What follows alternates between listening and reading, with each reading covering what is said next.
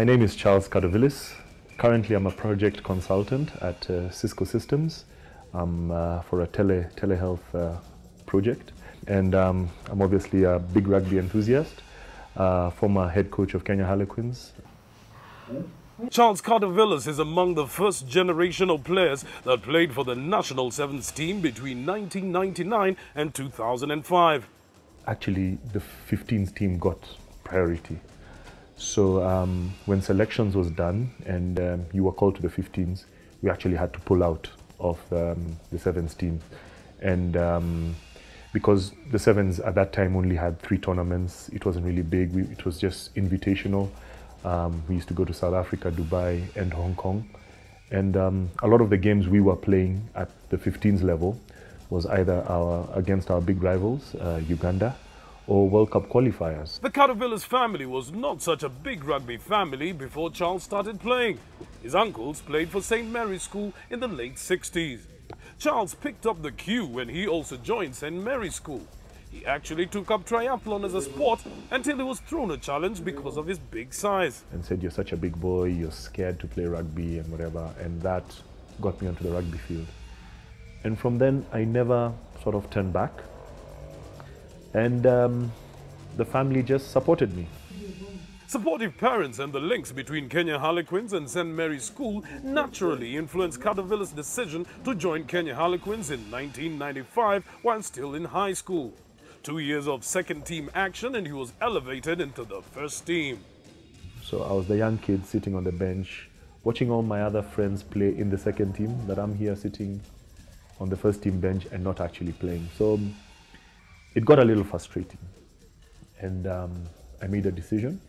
And the decision to move to Nondis was pretty simple because Nondis had then moved out of Parkland Sports Club and their home was now St. Mary's. So in 1998, I moved to Nondis. Charles says this was one of the greatest years of his life as he attracted all the good stories in the press. He was the St. Mary's School captain and he was playing for Nondis RFC. A good season culminated in Nondis winning the Kenya Cup, the Enterprise Cup, and he got his first call up to the Kenya team. That year alone sort of eclipsed nearly everything in my playing years. And it was really, really enjoyable. And just because of the success in that year, I guess that was my finest sort of time in rugby. Cardovillis says he loved the Super Series rugby tournament and his reason is simple. It was 4 teams, Kenya's best 100 players, banging each other week in, week out for 4 weeks. And an ultimate winner. When you won that tournament, you know you had done everything you had to do.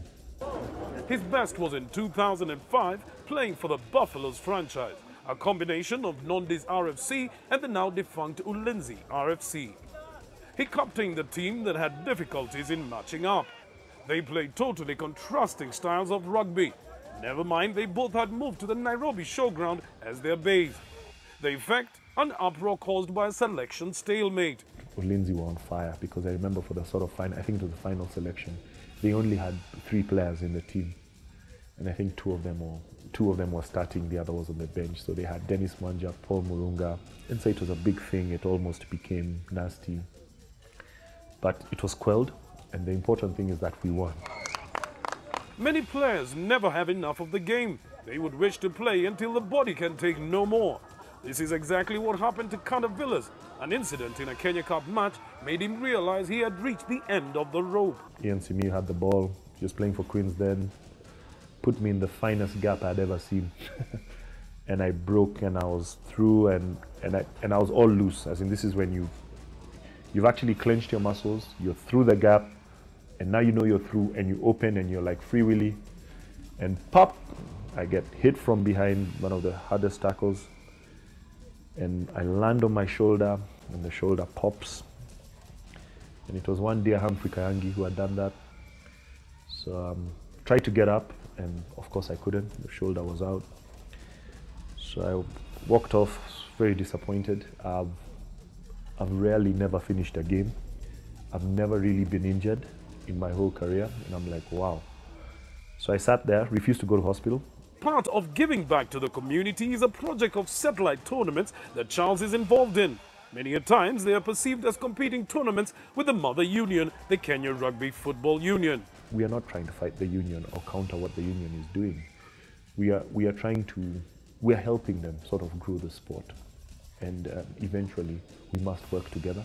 Charles Cardovillis is an example of what structured development in the sport can produce over a long period of time.